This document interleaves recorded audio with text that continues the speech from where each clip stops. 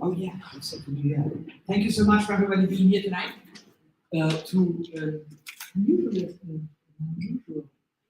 event, which is Hire and Inspire, because we normally or inspire, because we normally say Hire and Fire.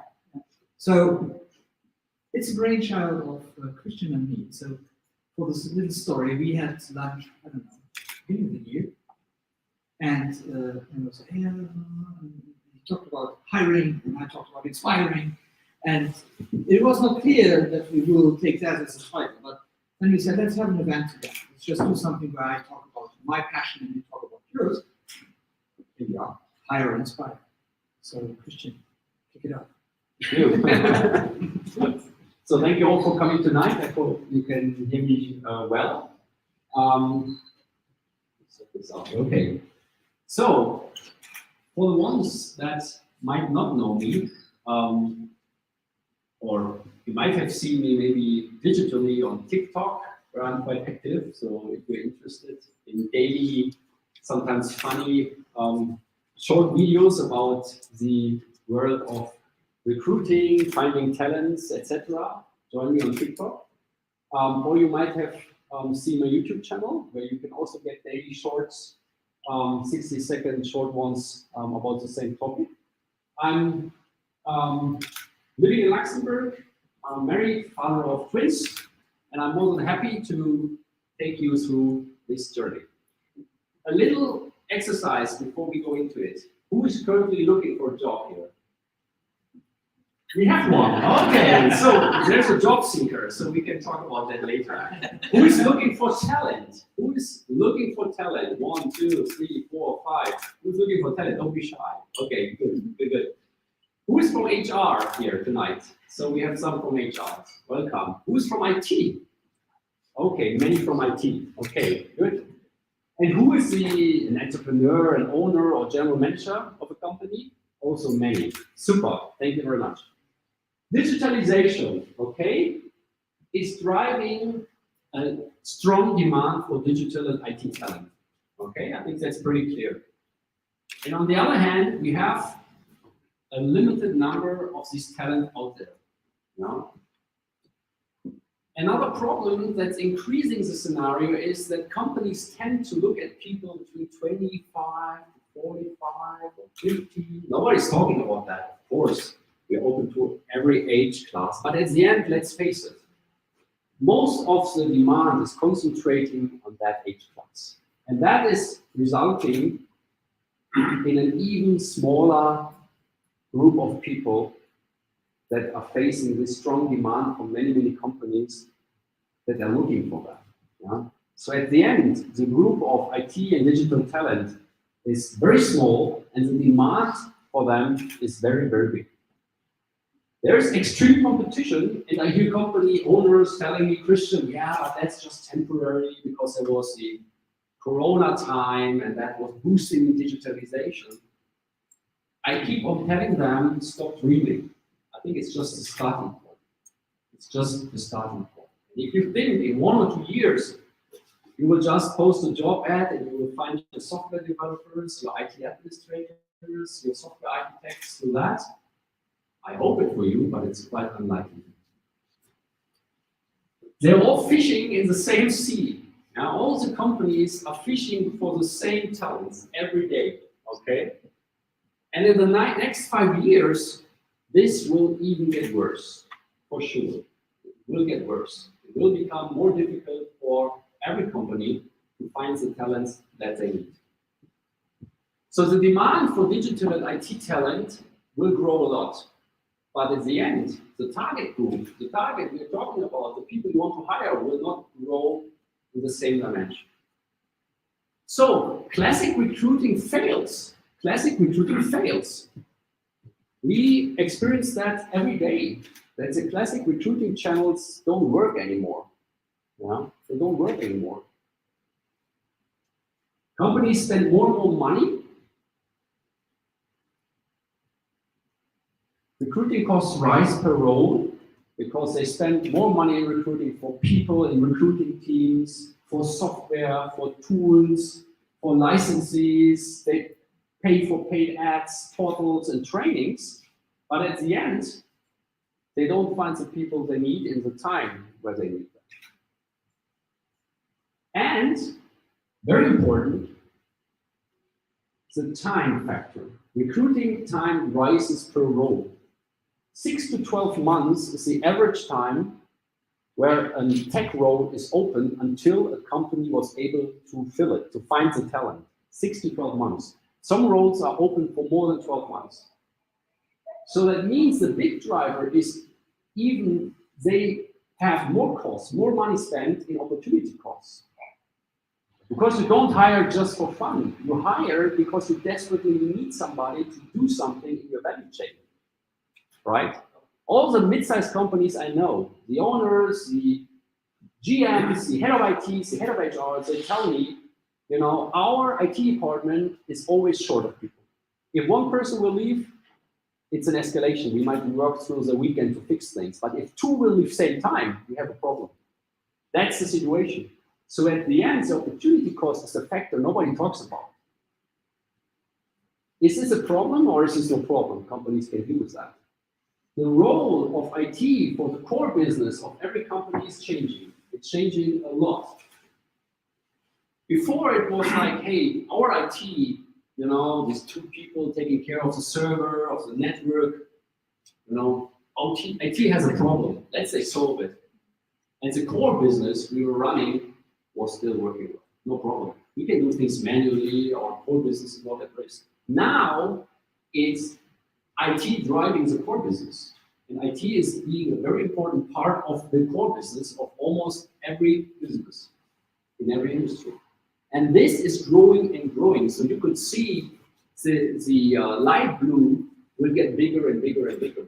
So it's not about IT has a problem, let's fix it. It's our core business has a problem if IT has a problem. So the core business is at risk. And that is what you see is happening out there. It's about their future. Because if they cannot get a sustainable, let's say, strategy, a model in place where they can always attract the people and hire the people when they need them, their core business is at risk. And they cannot have a sustainable future outlook.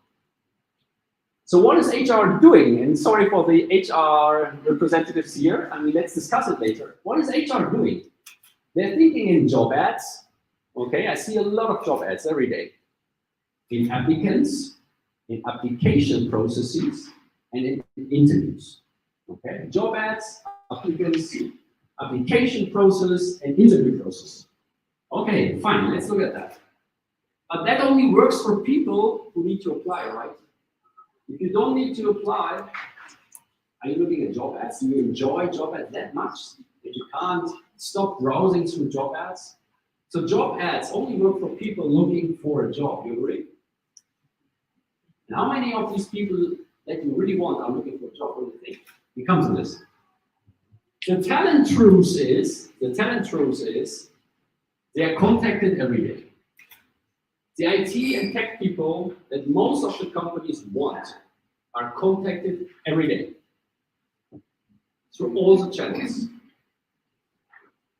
And they can easily move from one top job to another top job. And just raising the finger. I might think of changing the job. I have a job offer, let's talk.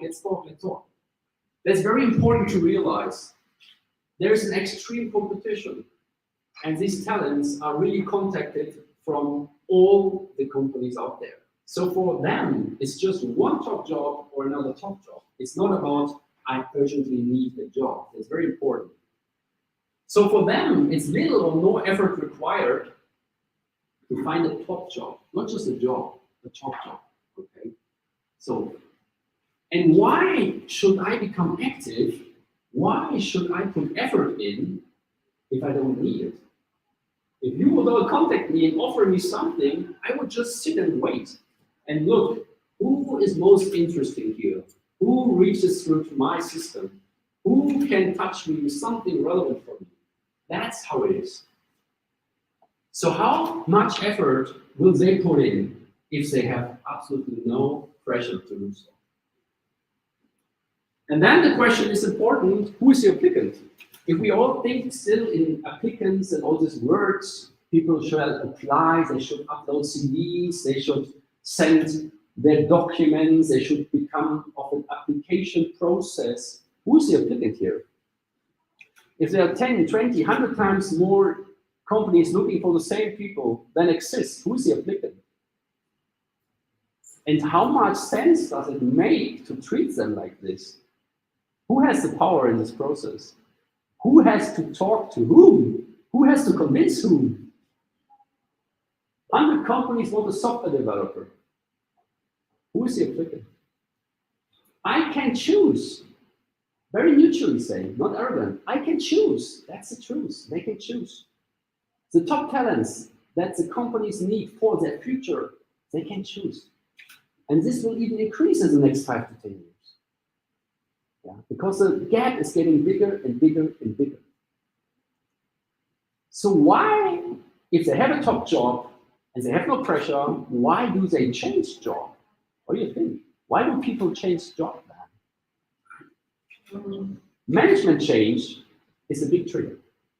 People to people, no matter what kind of business you're all running, people to people. You might run a tech company with a lot of automation. People deal with people.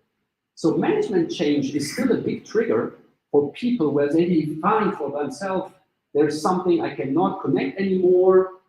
With Marco, it was really good. With Christian, I don't know, it's not my style. And that opens the door and makes them thinking maybe I'm ready for a change. Technical paths, of course. It's very important because the people who are in the sphere, they know that if you don't go with the latest tech stack, you are easily and quickly outdated. And there's nothing more boring for them than to work with an old school system and process, knowing that better tools exist. So how can you attract people, top tech people, if your own technical environment is not attractive? Salary. Number one factor from our clients telling us salary. They want to raise their salary. Yes, I tell them. But the problem is they're all already on the top salary level and they know the salaries. Don't think that they don't know what they're worth and what they can achieve. They find this out by 2-3 interactions on LinkedIn with people. So it's very transparent and it's not the salary. Of course, if you find a rare person who's underpaid, and this almost does not exist. Yeah? If you find a good person with the skills and is underpaid, might be a big driver now to come to a fair salary level. But I tell you, that person will be on the market for a couple of weeks and then it's done. The truth is that all these people know the salaries. And if they don't know, they will find out very quickly. And for them, the salary level is important to have, but it's in most of the cases not the driver. Work-life balance is very, very important. But not in this super fancy thinking what we believe. I come to this a little bit later. How do we work? How do I work? What's my understanding of work? How am I treated? How do we do things together? What's our relationship? Is there at the end, and let's say, treatment where there is respect, where there is empathy, where I can feel being really part of a team, and it's not just bullshit bingo on PowerPoint presentations or team events. Very important and totally underestimated. Companies always say, yes, we have a cultural manager and onboarding process, and of course we put a lot of effort. Yeah, we take this serious, and we have a kicker, and we do team events where nobody likes to go. That's what I hear every day. Okay, we have 100,000 interactions per year. So I hear all the stories. I can tell you about most of the companies. What's the insight? Okay, so that's very important. I think Marco, you will talk more about that later. Okay, be honest, be authentic, no matter what you are. But I think people need to feel another person. Okay, flexible working time. Yes, it will not come back to where we came from before Corona. Companies ask me. Corona, of course, gave a big push into flex and remote working. Also technology-wise, many companies started to build the right conferencing and team communication technology. That will not go back to the time before. Flexible working time is important, and it has a lot to do with trust. Yeah. Flexible working location. Do I come to the office? I work from home. I work while I travel, etc., etc. And I can tell you, most of the companies are afraid, yeah, people just want to work from home office. No, they don't just want to work from home office. That's not what we hear from the IT and digital scene. They want to choose, and they want to be able to react on things that happen in their private life. Because that's very important. This kind of flexibility, which can only work based on trust and the culture, not just with systems. What is a system of hybrid working worse if I always have a bit bad feeling when I'm at home because my boss is just calling me every 3 hours because this boss is not trusting me that I'm doing something for his company when I'm at home? Doesn't work, right? So that's important. These are the big drivers. These are the big drivers. And we're going to come to that, why I'm so focusing on that, because these are points you can use when you try to attract them. So you want to reach to this little target group, yeah? You want to reach out to this and get them for your company? Okay, welcome to the War of Information, because you're one out of thousands of brands and people talking to them. You need 1 second of attention at least, 1 second. Somebody see, okay, Christian, okay, and after this 1 second, this door might be open and give me the chance to survive the next 2-3 seconds. Okay? So 1 second you give attention to something, and then you decide, will I give the next 2 or 3 or 4 seconds and look into greater details. So you need to know exactly your target group in order to be able to get this first second. And this first second will open the door and give you only the possibility to get a second, third, or more kind of attention. And if you don't get attention, you cannot transport information. So if nobody is seeing you, nobody's listening to what you're saying, you cannot attract and you cannot hire. This is an interesting thing with the target group, because most of the people, also from HR, will tell you, of course we know the target group. We know which people fit to our culture. Yes, I agree. But do you know the target group inside out? Do you really have a feel for the people? Do you know their gain and pain points? Do you know what's on the top 3, on the top 5 list in their life? Do you know how to address this with one word? So that they, oh yeah, that's my topic? No. You're looking for IT administrators, and they should have 3 to 5 years of experience. Maybe a bachelor in IT or vocational training, better a master. Yes, you can work 1 day from home. This is something that is totally out of sphere for people who are not desperately looking for a job. Knowing your target group means really who, where are they, and when are they active? When are they active? And where can you meet them? And this is digital channels. We're talking about target groups of IT and tech and digital skilled people. Digital channels, that's where they spend most of their time. And they are flooded. Not just by recruiters, no, by everybody. News, brands trying to sell something, community, friends, exchange of business or private information. So how do you want to stand out in that? Do you have a strategy for this? Are you sure that your message is somehow getting through? You must achieve visibility.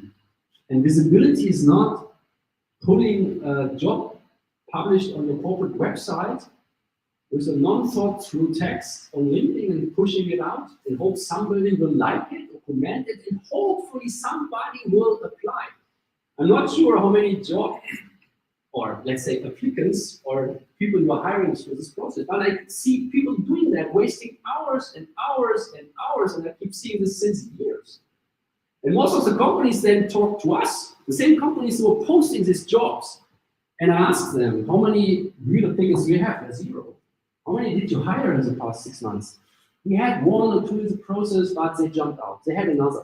Okay, so why do you keep doing that? What's the logic? You think a brand would sell the product like this if it doesn't work? Would you do that in sales?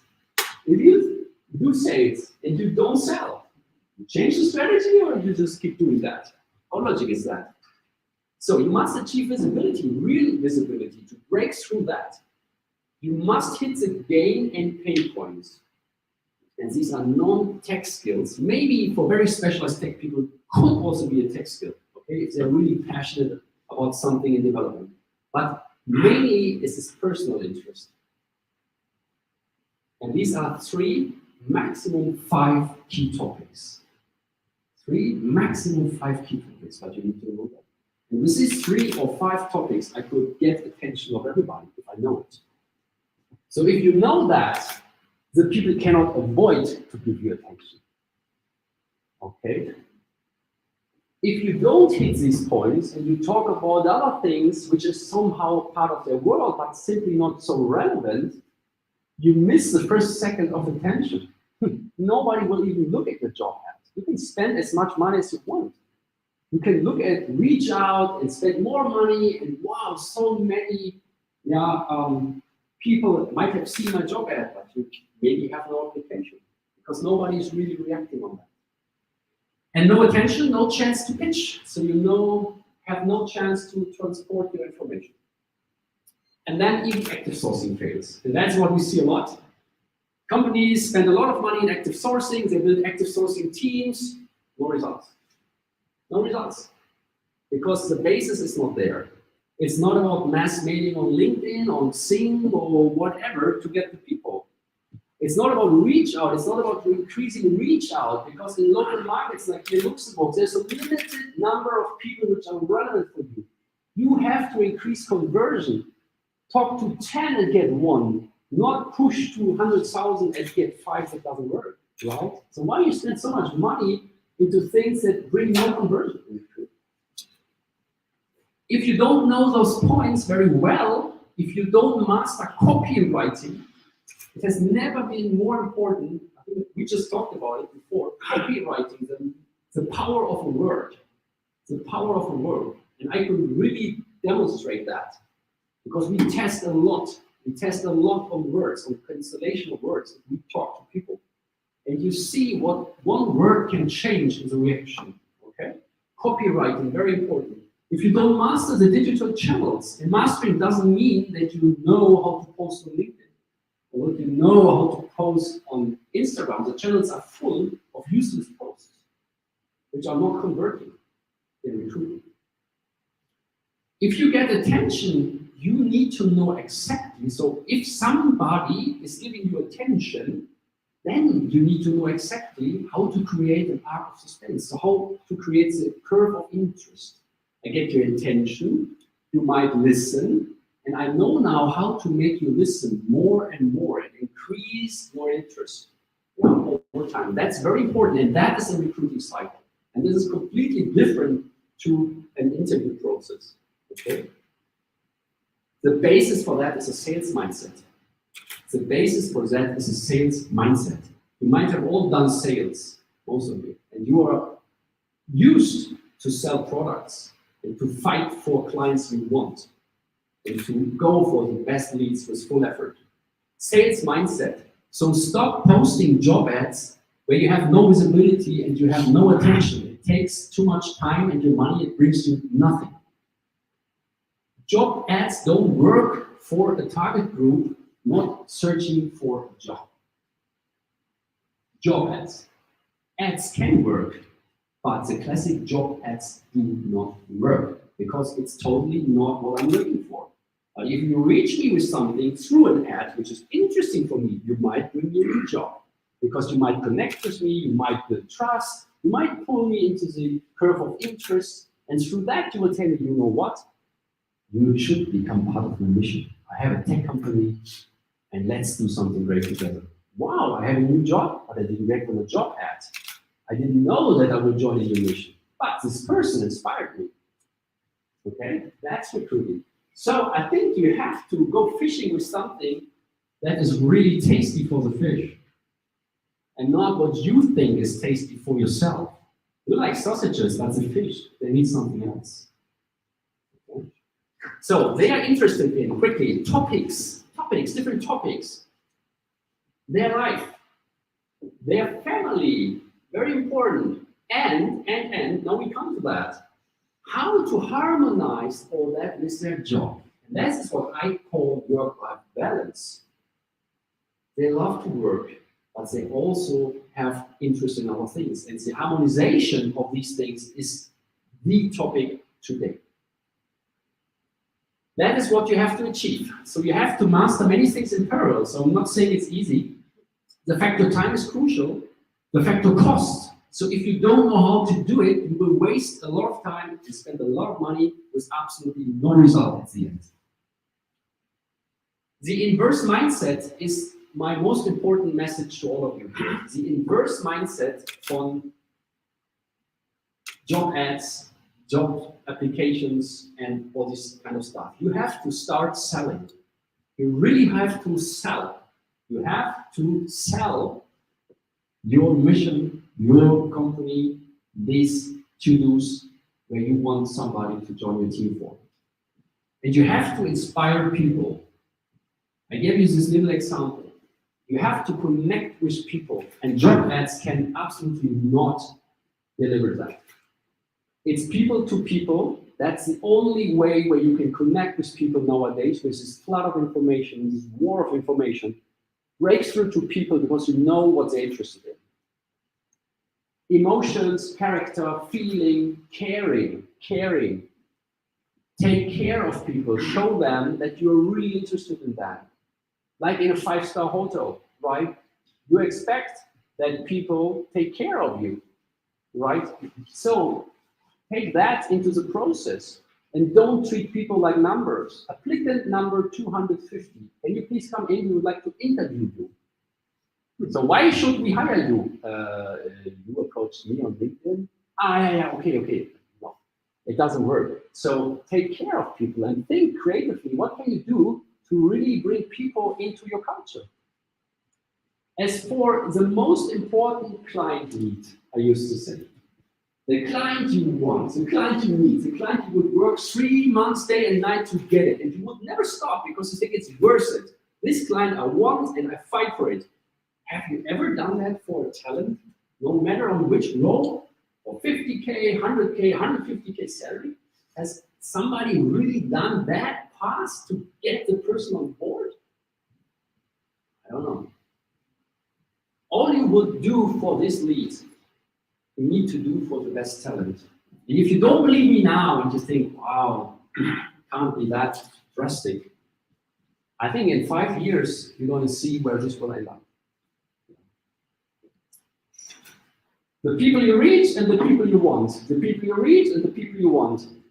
Sounds familiar maybe, that you never reach the people you want and you just have to live with a few applications left at the end of your process, and then you're so lucky that you can hire somebody. But are you really convinced that these are the people that you really had in mind at the beginning? That's the target. That the people you reach are the people you want, are the people you hire, are the people you keep. Like writing job ads? Quick question. Who likes to write job ads? Writing them from HR. Who likes that? Nobody. Okay, fine. Anybody likes reading job ads? Anybody likes reading job ads? You like reading job ads? Okay. I find nice words sometimes. Okay, very good. So you pick some words. Let's discuss this after. Very interesting. Come back to this. Very good. So, but you agree, most of the job ads are nothing more than boring, right? Why? Because it's always the same blah, blah, blah, blah in different grayscales. Because nobody has the time, nobody has the interest, it's just a job that needs to be done. We need a job specification. Do something, copy, paste. Yeah, it's very close to the role before, so let's just change 1 2 sentences. Did you do that in sales? No, you would really customize, right, to everyone. Okay?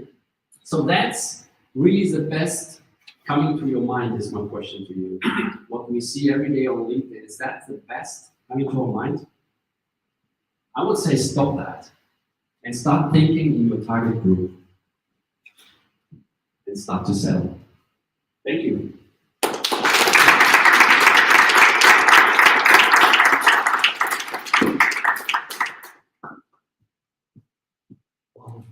Now we know how to hire. One moment, please. Let me just talk about inspiring then.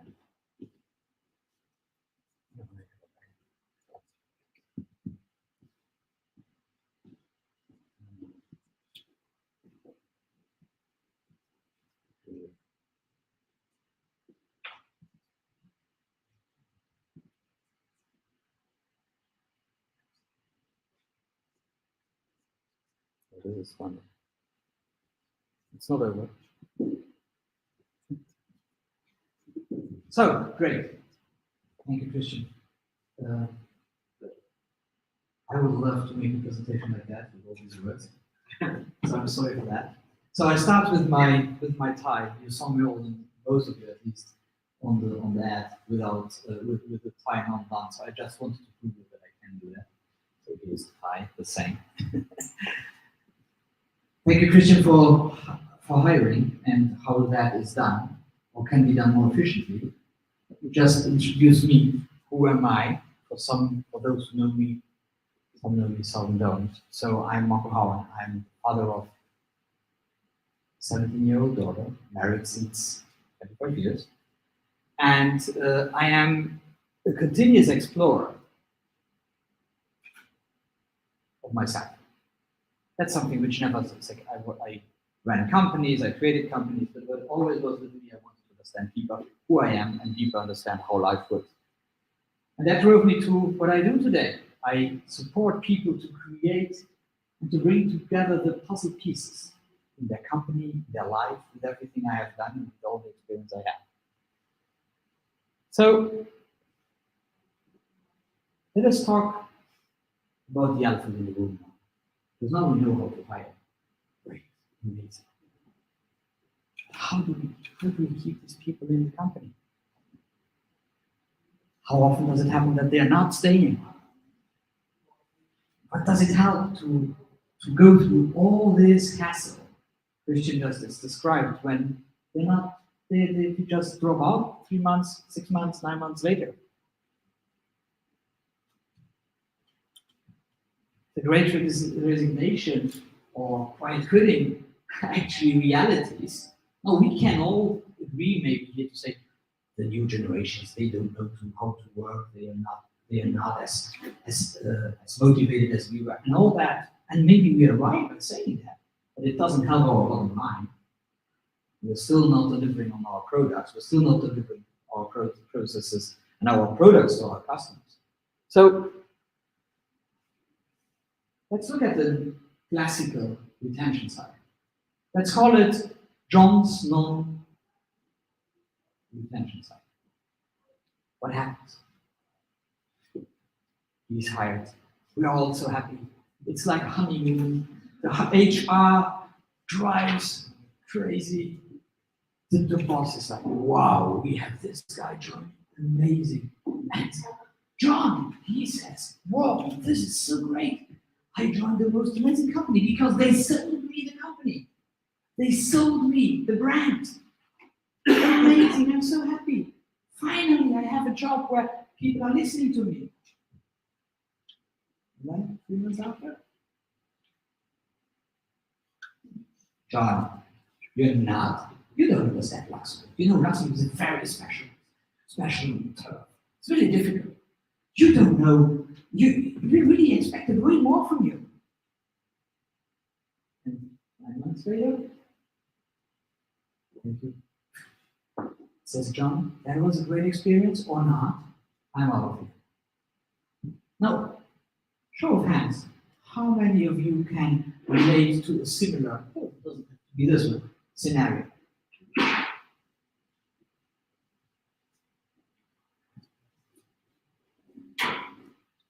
That happens all the time. And what then happens is, okay, let's fix it. How can we fix it? CEO calls HR, says, we have to find a solution. This doesn't work, we need to work, we need to be more attractive. Okay, let's be more attractive. The football, let's set up the table. Or let's do yoga in pauses. Or I love it. Let's set up an innovation week where people can go and be creative. so important. We have to create this creativity. And now they do that. And what happens? Nothing. The next time comes, and probably will be a similar non-retention cycle than John. Because there is no deep introspection. There is no logic to say, okay, what is the core problem? We're not talking about the core here. These are tools. I love them all. Really cool. They're really good. And we need them. But they are only tools. It has nothing to do with what a company has to represent to be able to retain talent. So, some questions for you all. How many of you think that company culture is influencing retention? Good or bad? Okay. Almost everybody. How many of you think that the reason why talents leave is because of the toxic work environment? 75%? How many of you think that your company has already unrecognized existing talent? That's interesting. That is really interesting. Now we hire the staff. I remember I had one assistant working for me. He said, "I am fed up of being a hero in this company. Hire somebody who's as good as me." So we hire the staff, but we don't see what is in front of us. We are not looking at the potential we are having in our company. Why are we not doing that? Well, maybe that would mean that we would have to take a step back. Maybe we have to look deeper into ourselves, into the company. Maybe we have to put into perspective way more things. So it is human to first try to solve this problem on the easy way, or to try to solve it the easy way with the full spot. So that's why I love to talk about something else. I love to talk about inspired organisms. I really think that we have to switch from an external perspective to an internal perspective. We have to switch from to people before process. Now, nothing works without process. But who runs the process? People. So always people before process. And where does that start? You know, some of you hopefully will not know. It starts here. HR, company culture, is the foremost first responsibility of the leader, founder, CEO of the company. He is setting the tone. If he's not doing it, it will be done for him, and it will never go the way he wants. I talked to a very big Belux insurance broker company, and the CEO, said to me, "Oh, I hate HR. Oh, they are so bothersome. They always come with problems. I really hate it." I actually know that he is not retaining a lot of people in his company, and there's a huge churn and turnover. Why is that? Because he doesn't take responsibility. And it is so easy, because when we create a company, and I'm a founder, and I created companies, I didn't create companies to hire and to manage people. I created companies because I wanted to sell, I wanted to have a great product, I wanted to create a great product. Yes, we know. But if you have people and you want to be successful in these days, you need to motivate the people. You cannot do anything else. You need to be inspiring. So that's why we have to start with the people. So what do we have all in common? We are all part of relationships, organizations, teams, and departments. We're actually all living, breathing organisms as ourselves, as our teams, as our company. So an organism, what is an organism? I think I put that out of Wikipedia, so I should put a link behind. So a system organization consisting of interdependent parts compared to a living being. Really interesting, like a beautiful tree or a bee. Very interesting. an organism as itself, but functioning as an organism where the roles are very clearly and nicely distributed. Or actually, or teams. We are an organism. And when we start to see this as an organism, that's when we start to think inspiration then rather than anything else. Past leadership, we'll come to that later, is giving us. Let me take a step back, just to make the point that somebody knows this picture?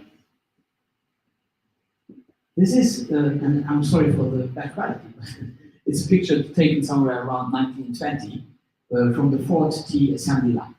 So this is where processes became industrialized and where people were subordinated under processes. This is where now efficiency was born. It's great. All these people were happy. They had a job, they got some money, and it was great at that time. But what was happening? There were new ailments, new sicknesses, new problems, corporate problems which were coming up, physical problems which were coming up, because they had to do all the time at the same time. It's now efficiency. That worked 120 years ago. Now I ask you, dear CEOs here, does it work today? Can you tell them today? You can do it. How is your result? So what we have to do is we have to strive for continuous success. I define continuous success where everybody is successful. It's not about only the company's success or the CEO's success or well-being. I hate, in a sense, well-being, the word well-being in company, because the company is there to make money. So it is not about making some yoga classes. It's about creating a system where people are happy to create value together. So that's why I created Utopia. We want to embrace inspiration on all levels. The company, I know, so don't bash me, I know, that's in the utopia, but we would love a company to be like that. Everything, everyone, every single bird knows exactly where to fly. They don't hurt each other. Everybody knows where it has to go. The company should work the same way. Company should work in a way where we are not the top-down logic, where everybody knows what he has to do. So, but how can we achieve that? Well, you can achieve that in switching from what I call past leadership to a personal leadership project. And I took that out, I will still say it.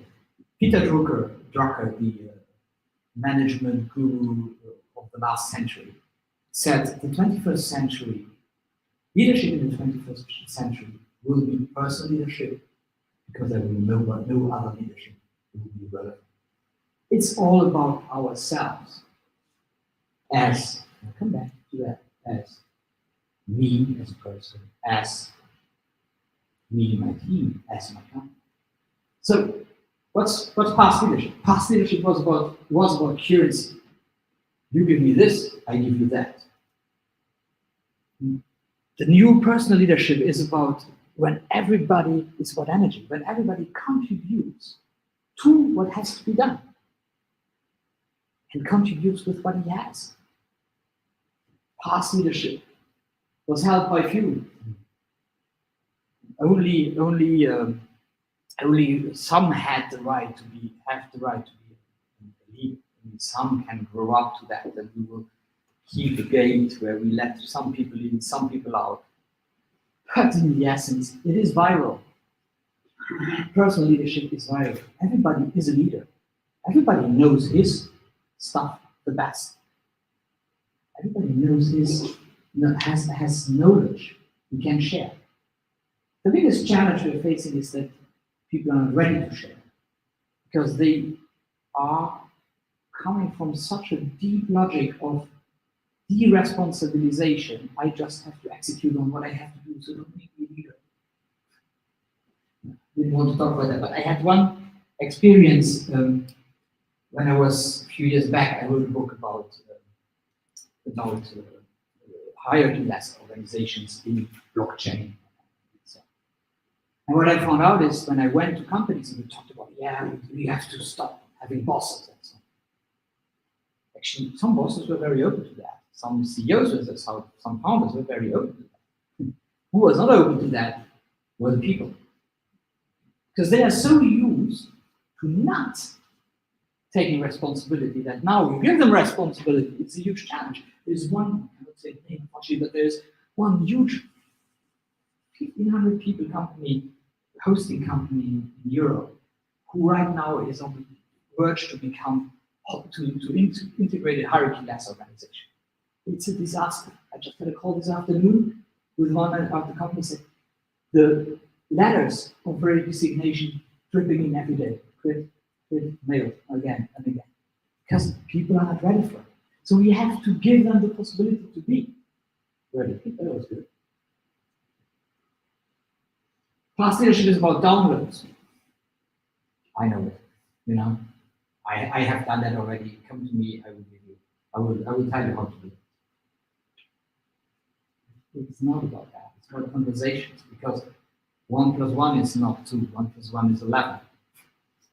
Because it just makes things so much more inspiring for both parties, and the result is better. Well, sometimes it takes time. That's a big argument I'm facing, where people or leaders tell me, yeah, but it takes so much time to talk. If you really take a decent amount of time to discuss that and to put that into place, you will see that your outcome is so much greater. Your solutions are so much better. Fast leadership is called months. You have to do it. New leadership is about inspiration. It's being inspired. So that people talk about motivation. I don't talk about motivation. I think motivation is that's not really helping. It's really about inspiration. Being inspired by what I do, why I do it, who I am, inspire others. But I always say the most important thing is the next step, inspire others to inspire others. It's really giving others the possibility to be inspired and to see that they have something to share, to empower them rather than say, yeah, well, okay, let's, thank you for that idea, but okay, how can you help somebody else tomorrow to create? So fast leadership is leader-driven. This is a big one. A little bit about the deresponsibilization again. It's we love to give up our responsibility to the great leader, to the white knight in shining armor. Yes, we are able to he's so good. He takes the right decisions for us. Well, look where that brought us. Depends society-wise, society a lot of people, but we can talk about Elon Musk. where we see that there's not really working. So it's all about peer creation. It's not about leadership. It's all about how can we create together. Past leadership is closed. But also leadership is unleashed. Everybody is a leader. That doesn't mean that there are not some people who take decisions. Decisions is not the most important part in the company. It's always still be overrated. You need a decision. No, you need ideas. You need innovation. You don't need decisions. If your idea is amazing, everybody's inspired, you don't have to take a decision. Things will happen. Yeah, then sometimes there's the left and the right decision. Or, I don't know. You have to do that, and you have to point people in the company to do that. So that's what I think, the paradigm shift which has to happen. And the personal leadership of inspired organisms is, and I talked about that, is something where we actually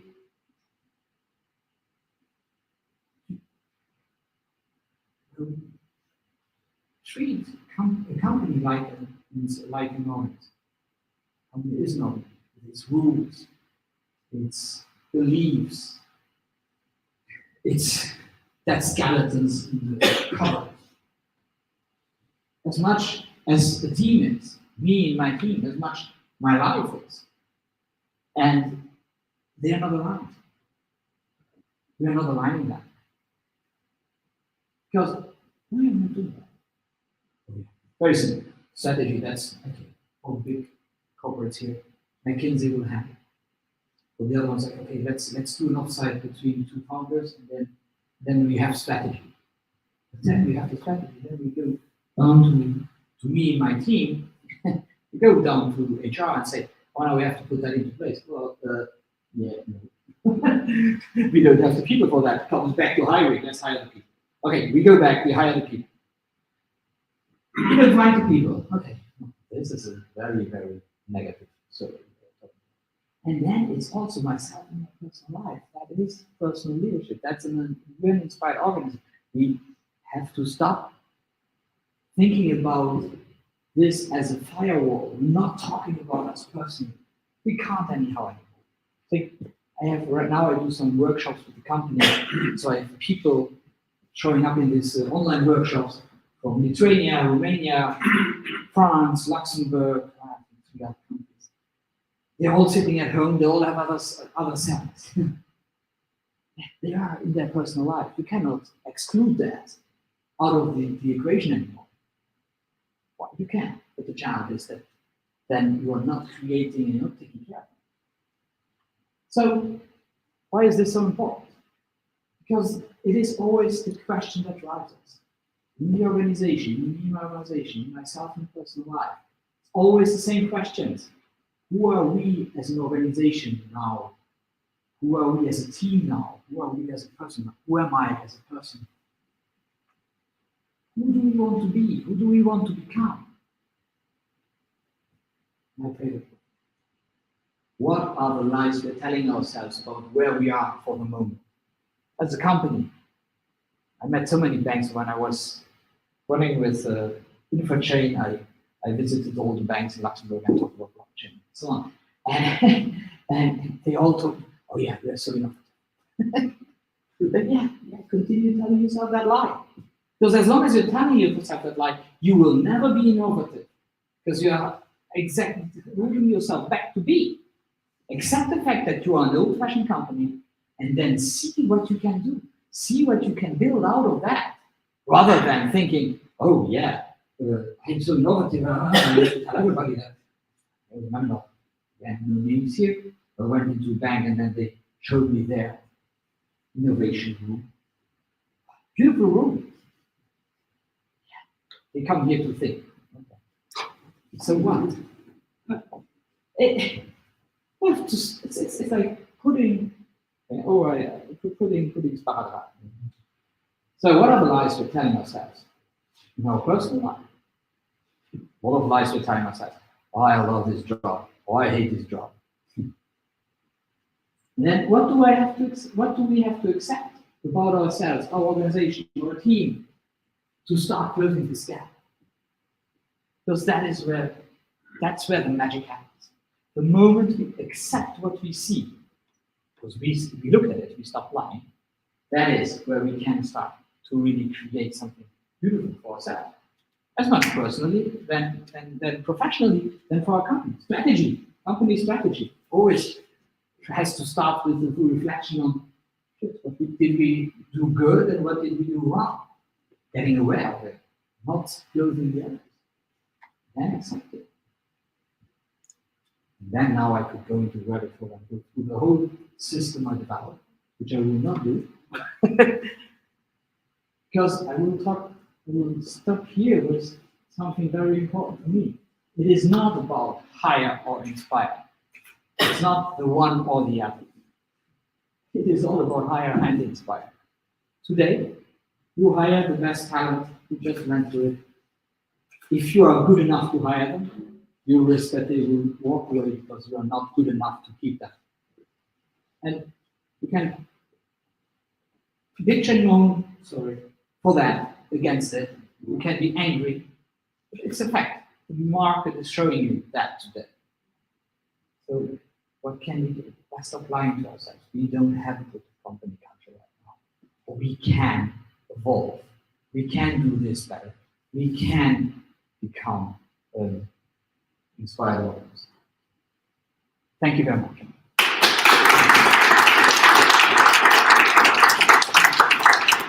So thank you, Marco. Thank you all for listening. Of course, before we go into a Q&A, and I will get back to you with regards to job ads, writing and reading instead of power of words, you should all have right now in your inbox, your email inbox, an email from Marco and myself, where you have the opportunity to get a free of charge 30 minutes consultancy call with Marco for his topic or with myself. There's an email with a link. You just click on the link, you select the date and time you want. It's free of charge. You can just talk to me, you throw at me any problem you have in the field of hiring or in the field of inspiring if you do this with Marco. And I will analyze the situation for free. At the end of the call, I will give you already concrete, from my point of view, recommendations, and you can do things you can take home and operationalize it yourself or with others or however you want to tackle the solution. So check your inbox, check your spam, it should be with you. Let's jump into the Q&A. I would say so. Let's start with this gentleman here. What's your name again? Benoit. Can you just tell me what you meant with words? You like reading job ads, and because you like finding words, right? Thank you. Good evening. So actually, I'm looking at keywords in which are linked to the positions as a general manager in five-star hotels. I was myself, so it was a tip when talking about five-star hotels. I was GM in five-star hotels, and I'm still looking for what are the keywords today in job applications. What is required from a GM today in 2023? And I'm finding some words which are appealing to me, but in the end, it's all about inspiring and leading by example. And allow me to say a few words. I give training on how to provide a five-star service in various companies. And during every training, the people are coming to me saying, you should start the training with people above. Because you are teaching us how to be polite at the reception, how to meet and greet our guests or visitors and passengers and patients and members. And when our managers are coming to us, they do not say good morning, they do not say please, they do not say thank you. And this is where inspiring starts, by leading by example.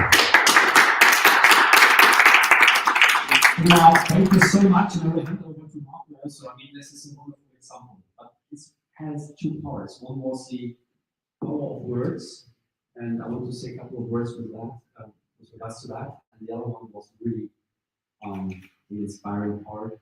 And the hotel example is an example I usually use also within my team because I personally stand for it. It's a good example. So words, when we get briefing from clients, we are looking for a software architect. Here's a job ad. In most of the cases, the job ad is very similar to all the other 100,000 job ads out there. Because nobody really puts a focus on understanding the DNA of the task, into finding words that are transporting it truly and connecting with people. Okay? That's number one. And when we then do internally the copywriting and targeting workshop with the team, every word counts, I always used to say. You can easily write to 100 people with the wrong words, you won't get any response in sales. You know that. Every sales trainer is telling you that. In recruiting, nobody cares. Did we find an IT admin? Not yet, but we have sent 300 direct messages on LinkedIn. Somebody will come. Why do you send 300 direct messages if there are no people in the process? Is a question. Okay, so words, very important. The second thing is from the hotel industry. I think there is, you all know that you can run into a five-star hotel from a big chain, big brand, marketing, everything there. They spend millions of dollars in brand marketing. But you go in there, there's no connection. Like you feel nothing. They all look same style. I don't say a name now, but they all have the same furniture, which is so modern, which we first loved for some 12, 18, 24 months. And now we're sick and tired of this interior design because everybody has it. Is there any differentiation? No. But what makes a difference, you can run into a 2-star or 3-star family-run hotel in Switzerland, in Austria, in Germany, in the Eifel. You go in and there's just a person. Christian, schön, dass Sie hier sind. Schön, dass du da bist. Whoa, I get Gänsehaut now. I'm not saying that. Why? It comes from heart. And there is somebody who feels that, and it's not just a phrase that is trained by a service trainer how you should behave on the front desk. You know, that's the big part. But maybe Marco, it's more your topic. No, it's absolutely yours as much as mine, but it is about mindset. At the end, it's really about a mindset when I'm open. I'm open to be vulnerable. I'm open to not know it all. I'm open to compassion. I'm open to joy. I can have if a couple comes into my hotel, to take that example, a couple comes in and they have their anniversary. To not only put something in the room, but hey, oh great, oh we're married 40 years, what amazing. It's like that is what it is about. And it is easy in a sense, but it's so difficult because we are so hold up in our mind with all our unnecessary stuff that we forget to connect with people. And then one thing comes to my mind with regards to the hotel. We did a team event with the RTD team in Switzerland, okay, in the mountains. A small hotel that exists since, I don't know, decades.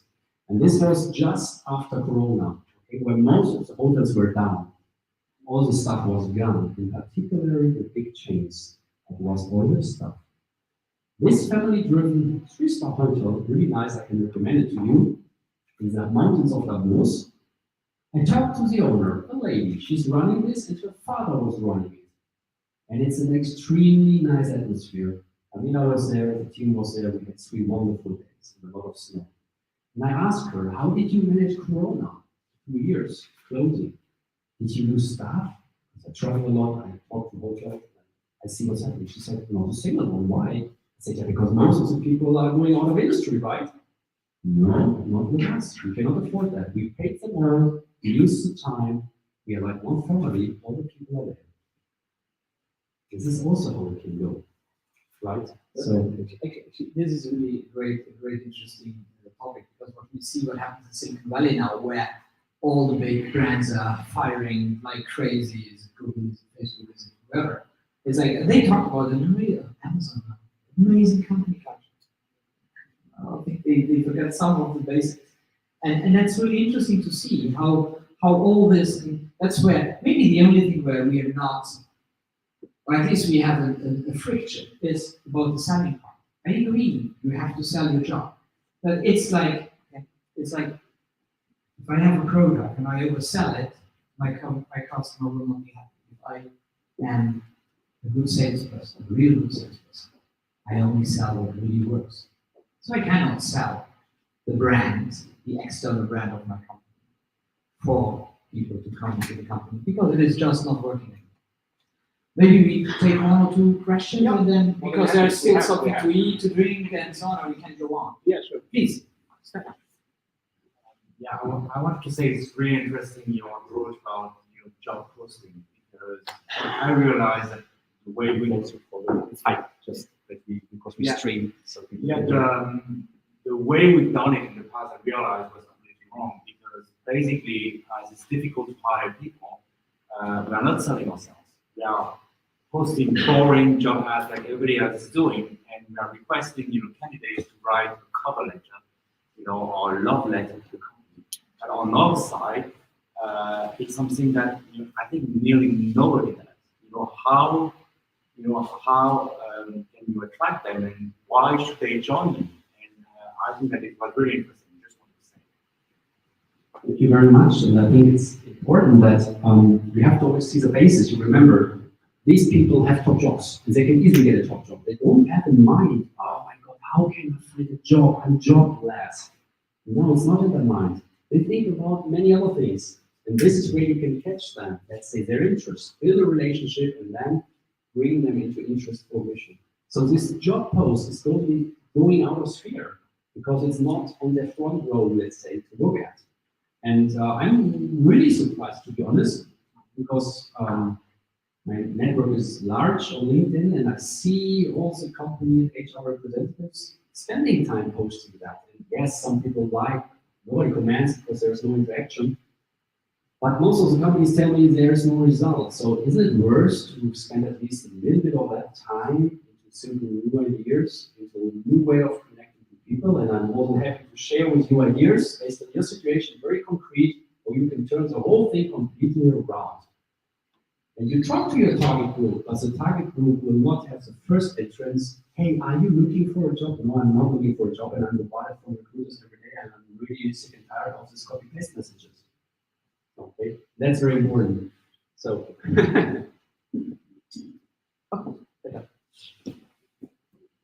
Well, first, Christian and Marco, thank you very much for this very inspiring presentation. So it's absolutely amazing to listen to both of you. I had two remarks. First thing, you spoke about the experience in hotels and how people in hotels itself can make it more personal. So I went 3 times to Tallinn in Estonia, to the Swiss hotel, which is a 5-star hotel, a very big one actually. And I was surprised a certain time I came in there, I came in my room, and I found a handwritten note of the CEO of the Swiss hotel who thanked me for coming again to the Swiss hotel. And that was something which I memorized because it was this personal note. The CEO took the time to write me a personal note. They had their tracking done. They did the things. It was a very small detail, but I kept it in mind always. The second thing, Marco, you mentioned before, the big boss when it comes to recruiting. I would like to contribute a little bit from my experience from the startup world.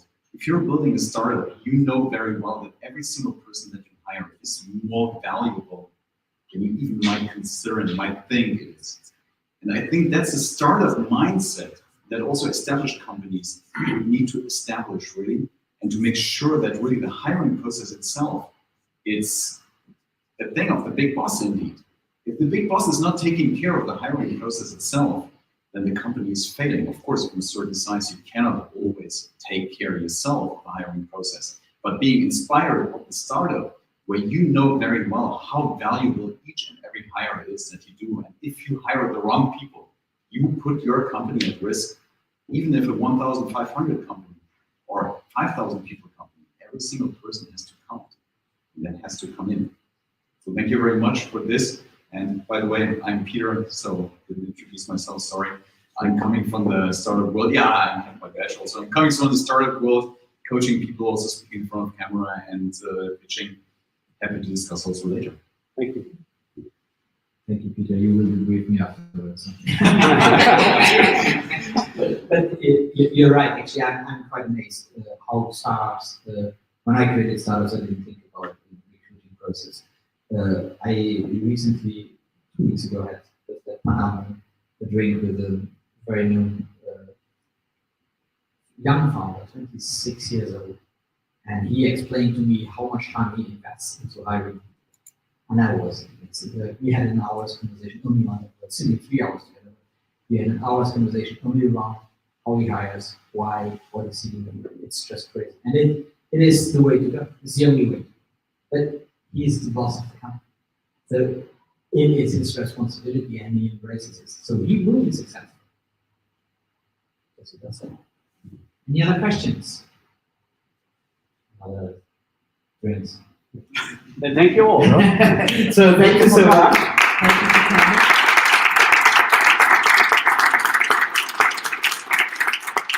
A little bit of glass of beans and some wine and beer and water and whatever you want, or whatever you want. But there's something there, so have fun. Let's talk.